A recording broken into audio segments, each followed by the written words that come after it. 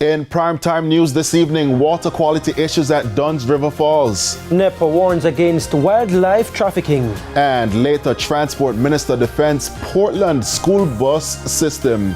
Good evening and welcome to Primetime News. We're live on air and online at onespotmedia.com. I'm Anthony Lug. And I'm Giovanni Dennis. We're also live on TVJ International in the Cayman Islands. No, a little later on, we'll have the financial week. But first, here's Spencer Darlington with a preview of what's to come in sports. Spencer. Thank you, Gio. Well, the technical leader has sought to explain the absence of two female athletes from Jamaica's team at the World Relays in China. We'll tell you more in Primetime Sports later.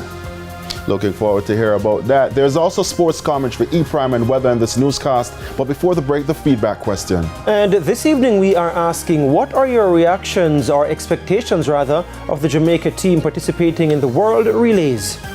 You can share comments online at facebook.com/televisionjamaica and post on X at tvjnews Center. Please stay with us. Primetime News returns right after this break.